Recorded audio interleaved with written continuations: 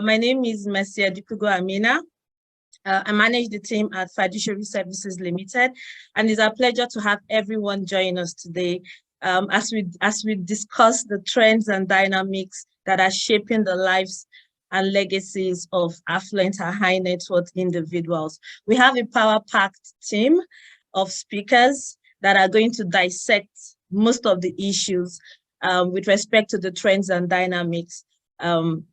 And we look forward to an engaging conversation with them. We trust that you would also be able to benefit from their wealth of knowledge and experience, and that at the end of the day, we would be able to understand what the issues are around salient issues that affect families, that affect affluent and also affect their wealth as well. I'm going to quickly introduce Dr. Marta Widz. Marta is such a unique honor and pleasure to have you with us today.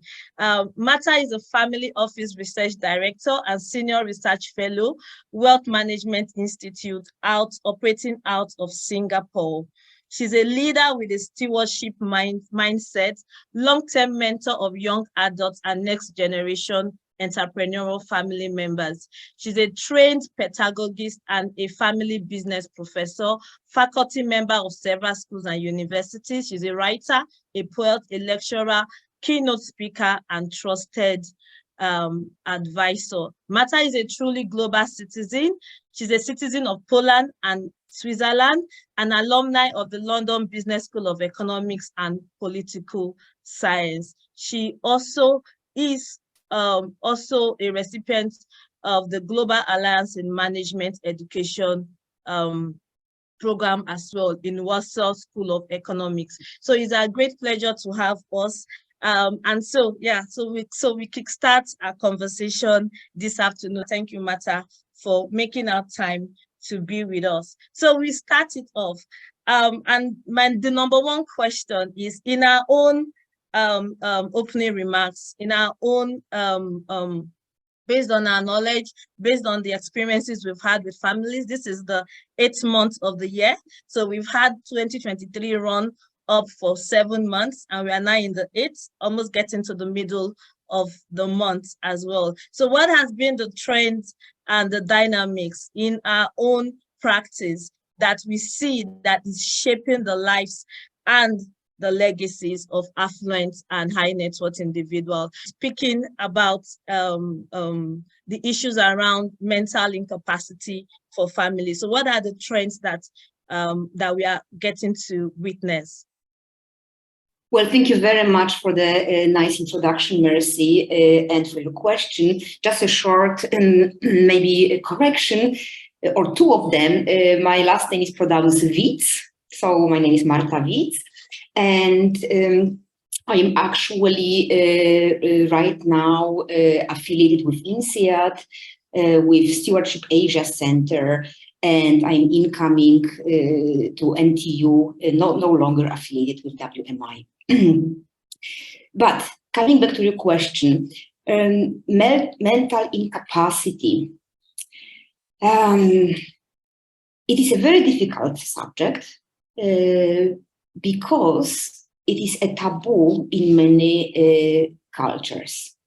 And that's why it's also difficult for families to deal with, because in order to start dealing with something, you have to openly start talking about it. And mental incapacity is something which is just very difficult to address. But in my opinion, it can be addressed in the same way as succession planning, because it can be taken into consideration as a risk. Yes, you do the succession planning because we are all mortal. And there could be also a sudden succession, meaning suddenly somebody dies, and you have to basically plan for all of these scenarios.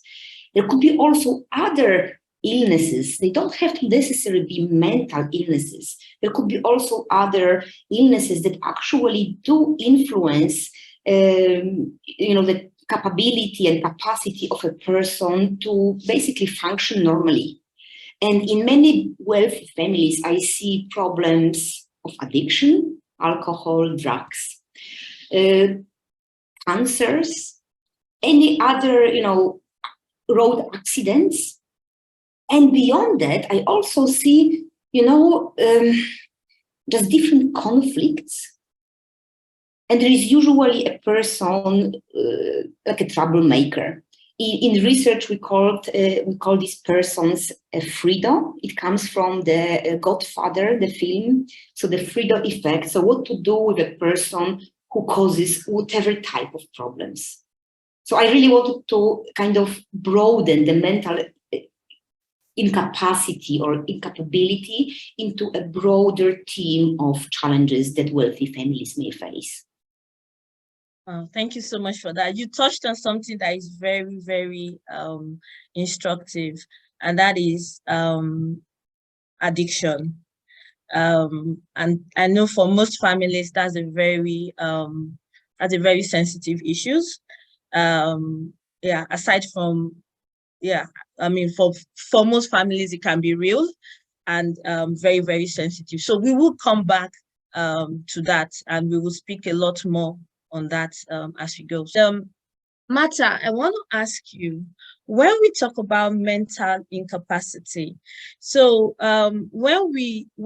so a lot of people are very comfortable making wills. I know that there's a lot of traditional knowledge. Let me leave it at that. There's a lot of traditional knowledge to say, oh, my estate plan that I want to do is to just set up a will and nothing more.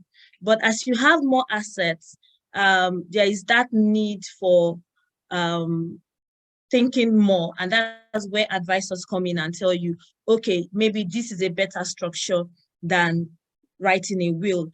But what we know is that the basic modalities around writing a will, everybody kind of understands it.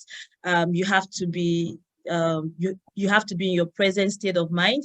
There must be no sign of insanity, that you're not mentally conscious of what you're doing, that there's no undue influence, and that anyone, so you have those time-tested ways in which people ordinarily would write their will. So when you talk about mental incapacity, when it comes to family wealth management or estate planning, there's a lot of block. The people just put it within that box of, oh, is the person writing a will? Okay, so if he's sane and every other thing and all that, I think that is all there is. But we've come to know that there are issues around diminished capacity. We talk about dementia, and we just talk about the fact that there are times when the matriarch and the patriarch of the family actually have diminished capacity. So as an advisor, what are the red flags that would tell you that, oh, this patriarch, this matriarch actually has a challenge, and so what do you see? How do you evaluate this? How does this come to bear as a family wealth advisor? Yes, so it's again very difficult because it's not white or black, and many diseases develop slowly. So of course, it's very visible when it is in a very advanced stage, but you want to catch it up much earlier. And you basically need diagnosis and treatment. But the thing is that because these diseases develop over time, you need the consent of the ill person to actually go through the treatment. And you see it all the time where people actually deny that they have alcohol problem or that they have dementia problem. So it's usually just the people who are around them who see it very, very quickly. So it's important as advisor, as a trusted advisors, to keep in touch with the matriarch, patriarch, to speak with their surroundings, their children, spouses, and so on, to catch the very early moments of this.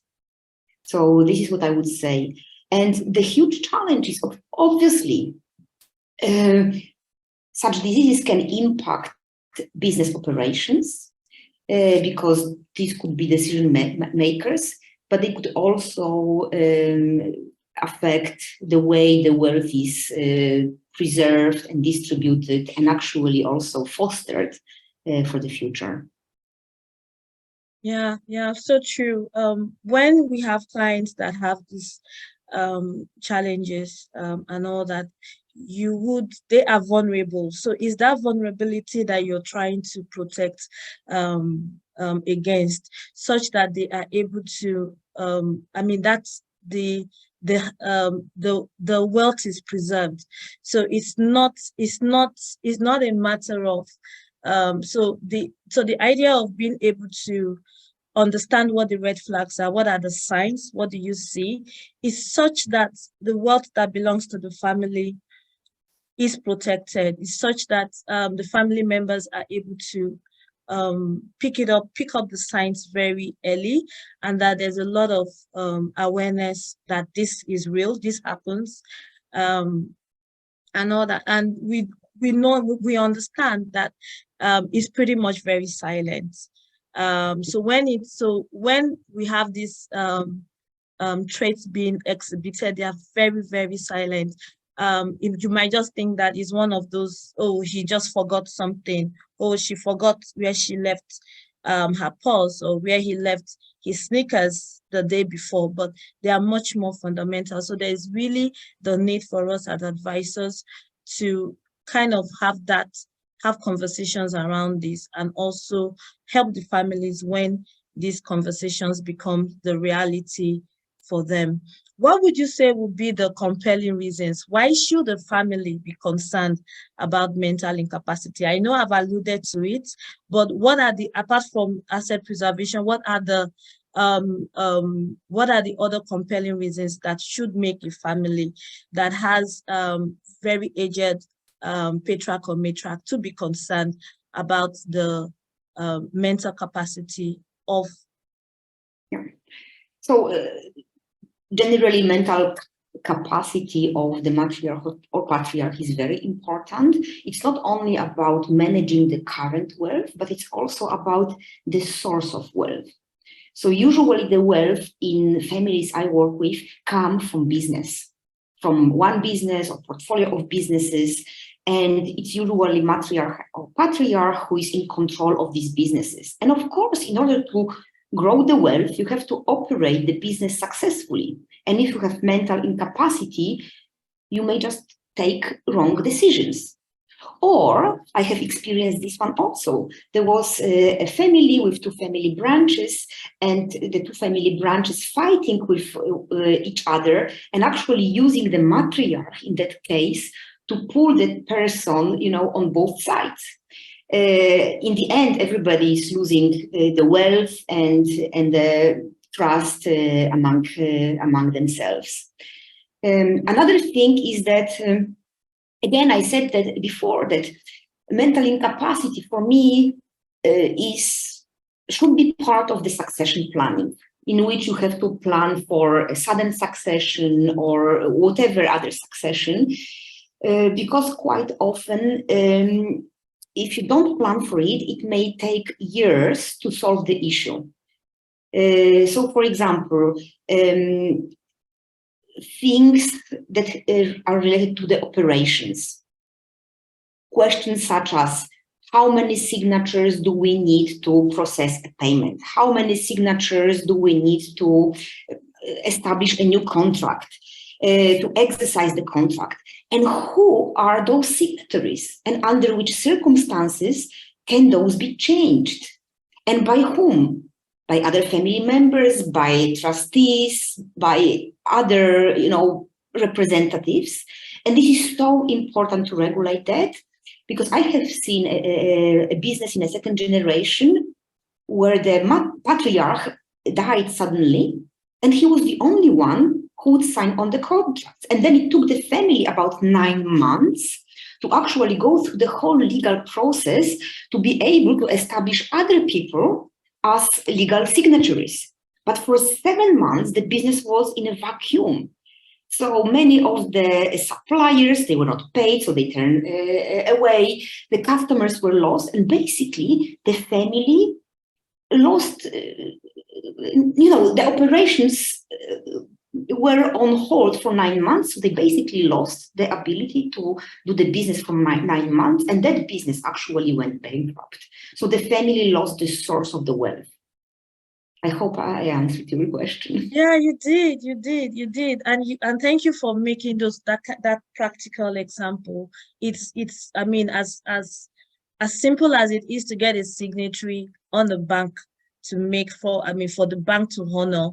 It might look like it's such a simple thing, but if you don't put in a plan in place, and all that, then you could just have the whole wealth you've built just dissipate over something as minute or as small as that. And also, there is this understanding that the patriarch and the matriarch carry a lot of social wealth. There's a lot of social wealth that they carry. So, and they've built a lot of social goodwill, and social capital that they carry. So the issues of the patriarch or the matriarch dying suddenly or having diminished capacity, kind of just affects the entire structure of the wealth, the fundamentals of the wealth. Because if it was based on the social capital that was there, what has been done to ensure that there is that transfer of that social capital to the rising generation or to those that are also going to manage, so that the business is able to, or the family wealth is able to be, to subsist and all into the years ahead. Marta, I know that when we are talking about matriarchs and patriarchs of successful families, and the matriarchs and patriarchs that own significant assets and their families are wealthy and doing very well, that these are not feeble personalities. These are very strong personalities. So you're not dealing with, for you to be able to take a business and have an entrepreneurial success out of it, and also be able to, either you have a liquidity event, you have the assets, that business converted into liquidity, and you probably set up your family office and you just continue with your wealth management. These are very strong-willed individuals. So how do you start having a conversation with a matriarch and a patriarch about planning for their incapacity? How do you, because like you said, it's a taboo. A lot of cultures and societies view it, even just planning for your death, which is inevitable, is a taboo. So how do you still come in and say, aside death that could happen, there is also the issue of diminished capacity. How do you do that with these strong-willed and very successful individuals? Yes, I agree. And especially those subjects of succession, death, planning for your own mortality are very difficult for the business founders, because they are kind of creators. They are like gods, right?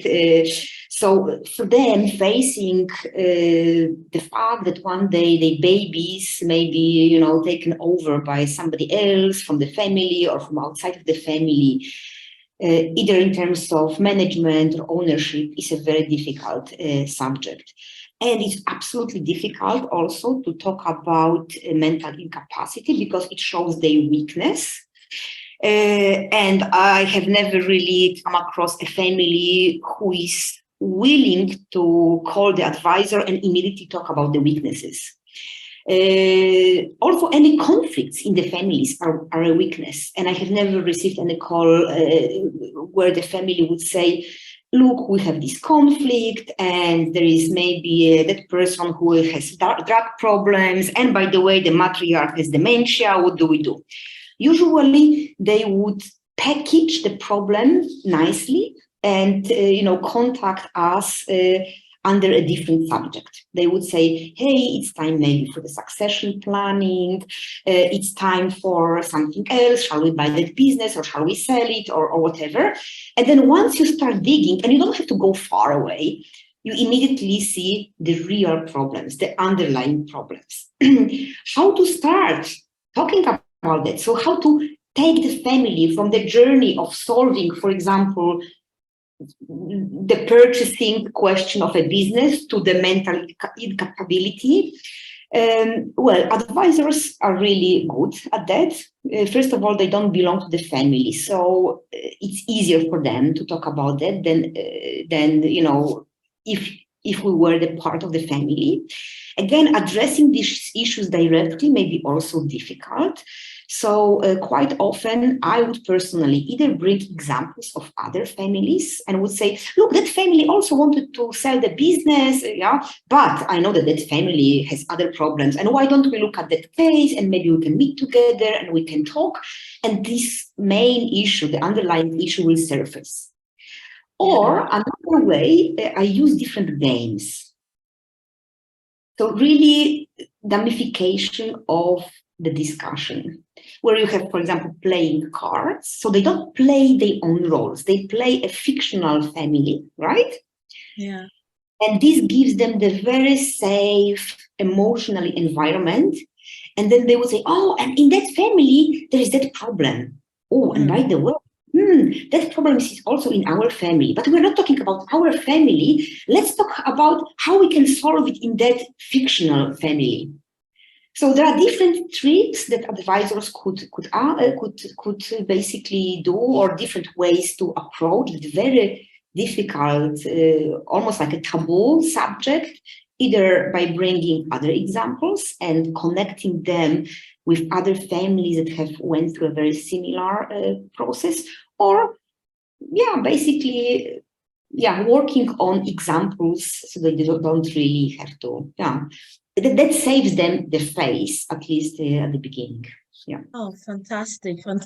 That's such a good one. That role play. We all want to, masking the conflicts, masking the issues, I think is a natural tendency. Nobody goes out there, like they say, and you just spread out your dirty linens. You want to come looking all well sorted out and everything, but the issues are there. And once you do have those kind of fundamental issues, and you don't take care of them, they have a way of just becoming bigger and bigger. So working with the right advisors, you cannot go wrong. So I mean, I love the idea of the role play and just being able to create safe spaces for people to just talk about what they feel as well. And I think that's really what also helps with family dynamics again, creating safe spaces for voices to be held without feeling that they would be shut down or they would not be appreciated. Yeah. So thank you so much for that, Marta. That was very, very instructive. So Marta, just to conclude here, how can families benefit from a multidisciplinary approach to treating the issues around mental incapacity, diminished capacity, or declining capacity? How can a multidisciplinary approach help families to be able to succeed where these issues come to bear? I mean, these issues are multidisciplinary by themselves. So you really need financial advisors, you maybe need some mental advisors, some bankers, lawyers, and so on.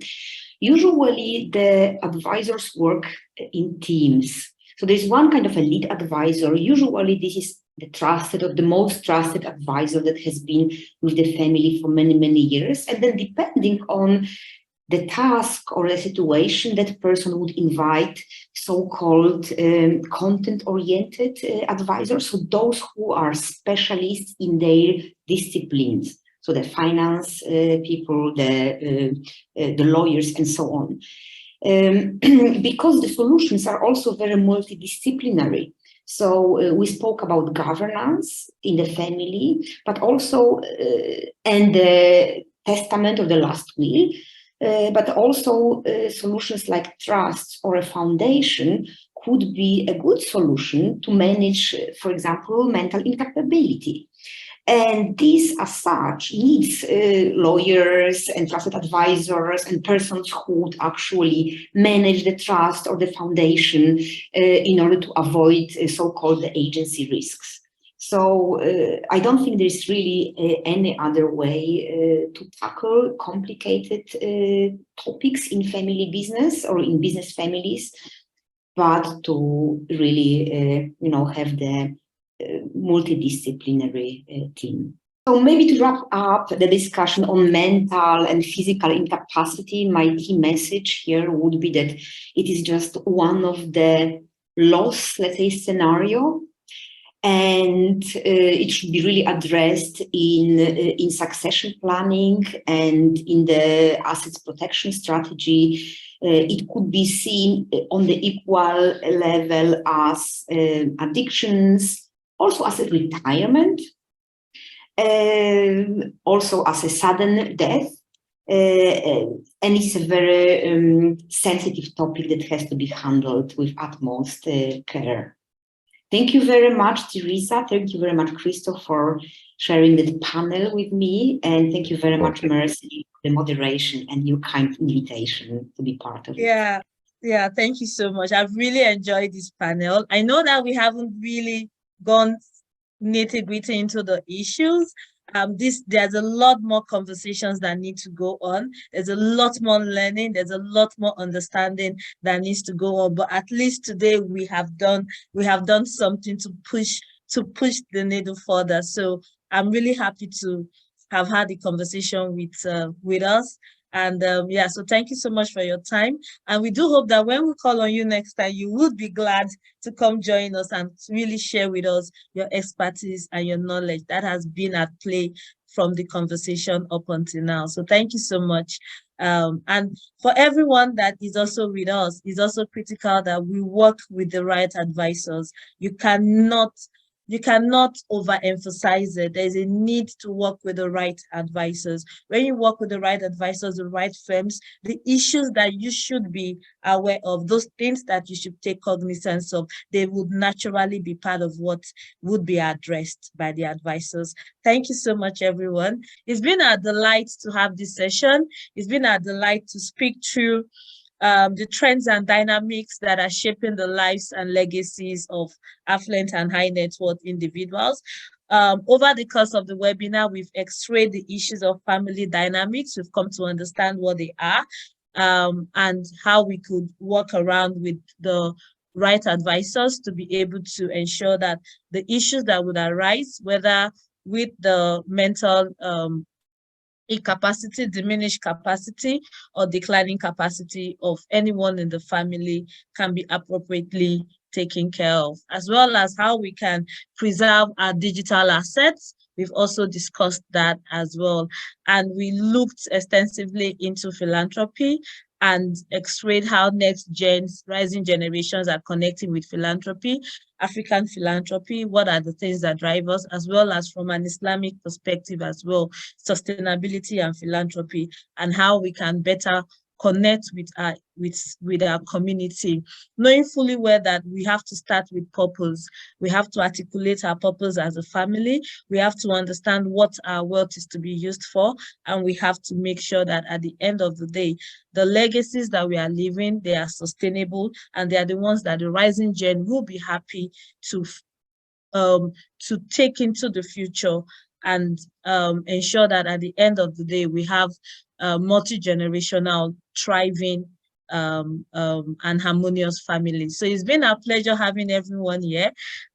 We look forward to the next edition of our webinars. And on a final note, we say thank you to everyone. Thank you so much. It's been a pleasure talking with everyone. So till next time, thank you, everyone, and bye-bye for now.